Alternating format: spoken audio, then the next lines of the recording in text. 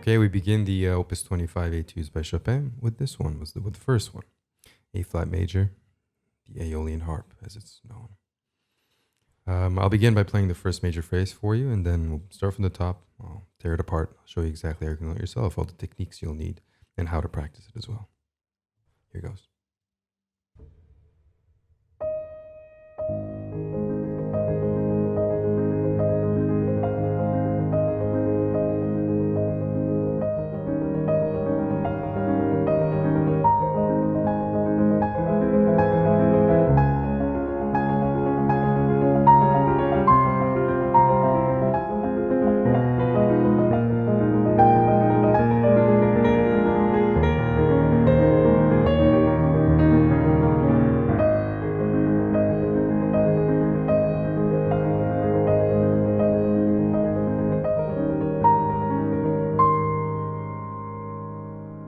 And then the main section repeats with some variation.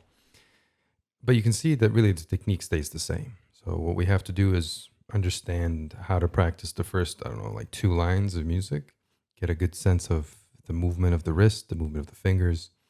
And then the rest of the piece is more or less the same. It's just in different positions, there'll be difficulties in terms of stretching, but the technique and how the hands fit together is basically exactly the same. So we'll begin with, let's begin with the left hand. This is the undercurrent. Start with a 4 or a 5, whatever you feel is more comfortable. Just make sure you hit it. Not too loud, starts very quiet. The piece is in 4/4 time, common time, A flat major. And so in A flat major we begin. And then we have what is just a broken A flat major chord. 3, 2, 1. Back down the same way. To the pinky. And then we just continue to swing up and back down.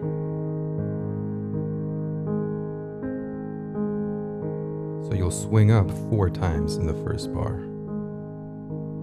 And then another 4 times in the second bar.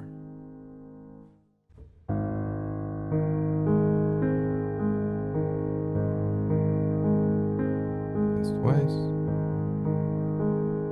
That's 3 times. And 4 times. There's your first bar. A few things to notice about this is, given that this is so wide, you have to have a certain flexibility and freedom in gently traversing this space.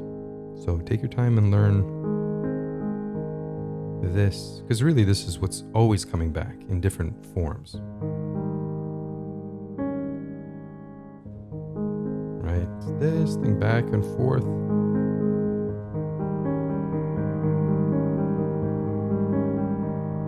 Same kind of idea. So pivots on the 3rd and 2nd fingers, and a flexible wrist that doesn't really move in a jagged motion. It's always smooth as silk. Like there's no seam. There's your first bar. Moving on, second bar, exactly the same. 4 of them. 2, 3, and 4. Next bar, we then have a pedal point A flat with then a dominant 7. E flat, dominant 7, right? So that's our next position. 5, 3, 2, 1. Same fingering as before. Notice the relationship between the 2. So the one you just finished on was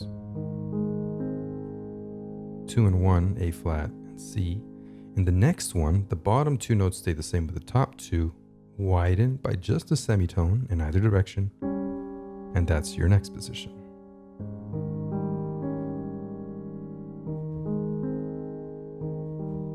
You see? It's important to notice these relationships because as you're learning each position, they should have a relationship to what comes before it and what comes after it. Otherwise, they'll all feel like islands, and then each island you'll have to kind of try and remember what is this one, and what is this one. much easier is to understand each of these positions in relationship to what comes before it. This makes it much easier to memorize music. Okay, so bar 3, as I said, is this position. And we have 4 of these swings.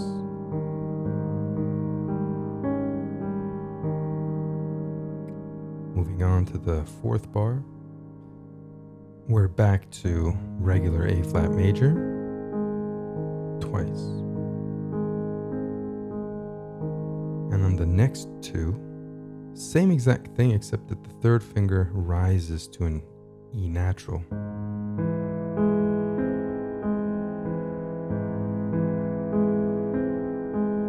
So that's a little tricky because it's kind of on the right side of the E flat. So this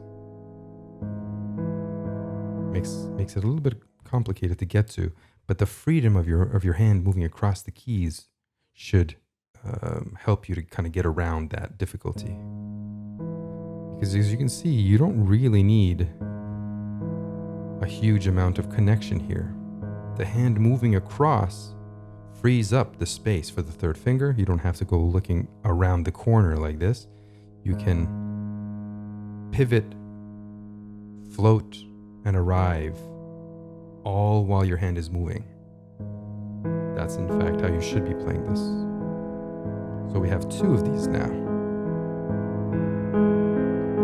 One other thing you'll notice is that my hand is rotating slightly to the left. It makes it easier to reach the pinky down here and the 3rd that comes after it.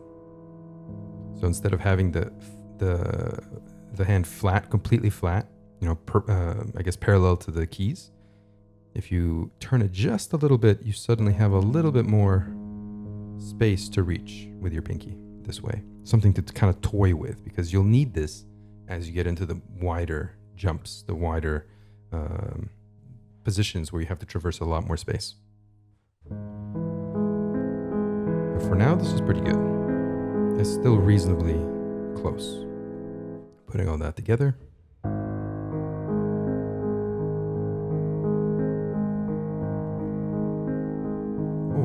Here's your 1st bar, 2nd bar, 2, 3, 4. Next bar, 2, 3, 4, and the last bar, back to A flat twice, E flat raises to E natural, and as you get to the end of it, do a little bit of a crescendo, because then that will lead you to D flat major. We're moving to another key for a moment. So that's it for the left hand. As far as the pedaling is concerned, you can kind of do whatever you want for the moment. Obviously there's a lot of pedal here. It's quite wet. But once you put the right hand in, it'll be a little clearer how you should pedal it, given what the right hand melody is up to. It's not just the left hand that you have to think about in terms of how to pedal, when to pedal. The right hand has a lot to do with it now as well.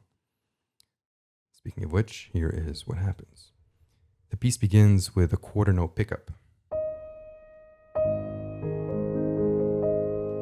And then we begin. So a very gentle, almost see-through E flat, and then we start.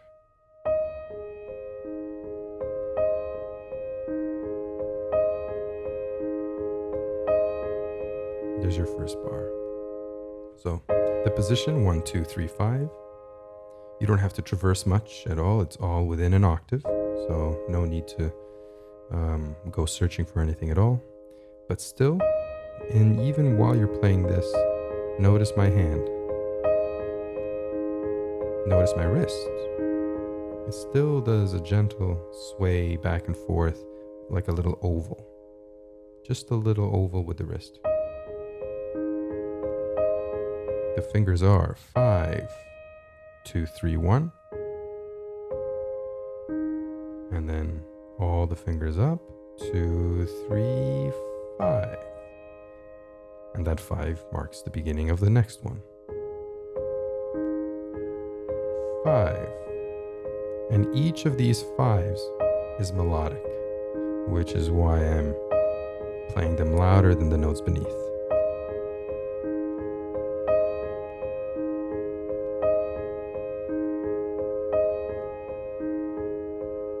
One small detail that I might recommend that you do right now, sort of immediately before you start getting into the weeds too deep, is when you're practicing this right hand,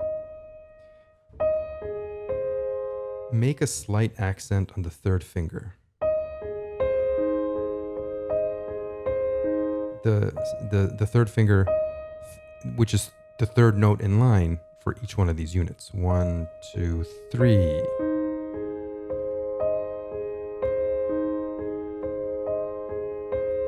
Don't take too much time doing this. Just do it every single time you're practicing this. Do it for like a minute or a couple of minutes. Because one thing that'll happen, as you speed this up, you might get something like this.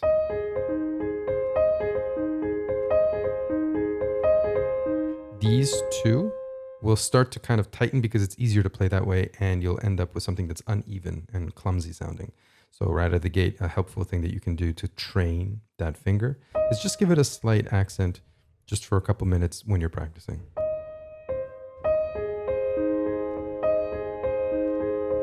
And then when you start to speed up,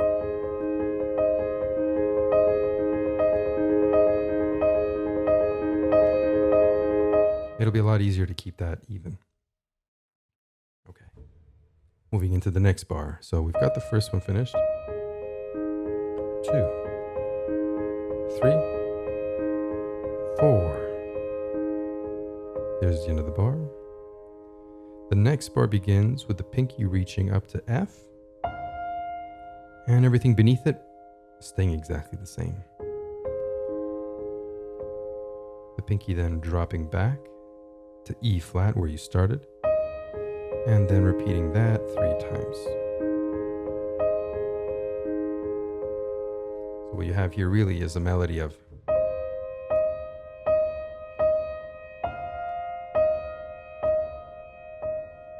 simple enough, right?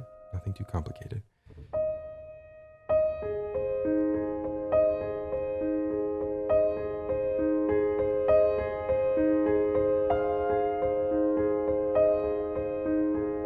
Disappear a little bit. And then when you put that together, every single note, apart from the pickup, which is on its own, every single note aligns.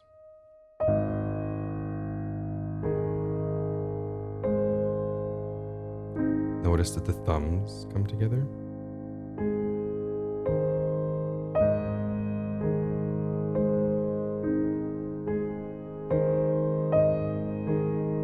Pretty intuitive, right? So just practice as this. Get comfortable with this contrary oval that moves in opposite directions.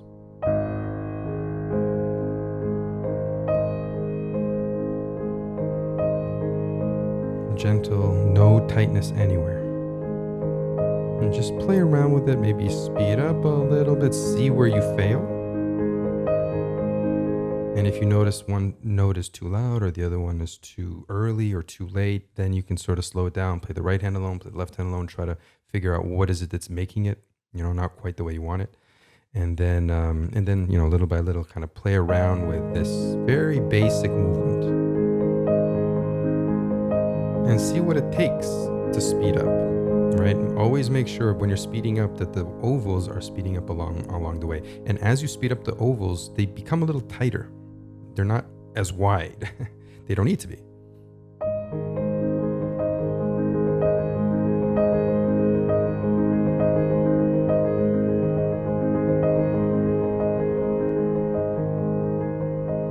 And that's it. That's the whole technique.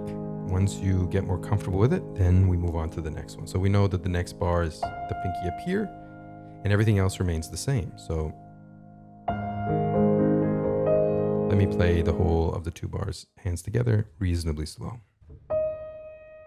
For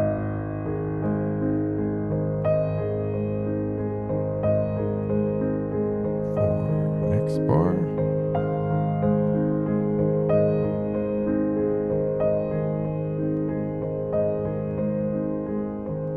Moving on, the next bar. The left hand we know, right? It's these two notes, right? So the left hand we know, the right hand we have 1, 2, 3, and actually what you should do, and I think this would be easier, the ending of the previous bar was as follows. A bunch of E flats on a 5. The next bar begins again on an E flat, so a 5 to start, and then 2, 3, 1, 2, 3, 4, and the 4 kind of takes over. So this new bar is 5, 2, 3, 1, 2, 3, and then the 4 takes over. 4, same bottoms. And that 4 now allows you to do the next note, which is a 5 on F, same bottoms, and a 4 resolution.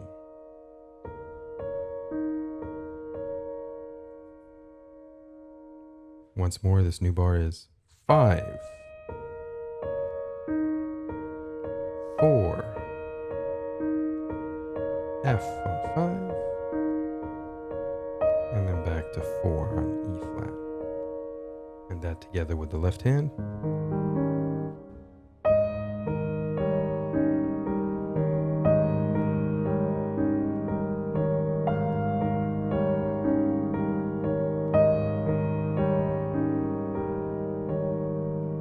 And this is where we'll stop, I think. The pedaling, I think what you can do is keep the pedal down for the whole of the first 2 bars, right? All of this is under the same harmony. Even if you go up there, it still sounds good under one pedal. And then change. It's a new harmony, right? E flat dominant 7, so a new harmony. Change.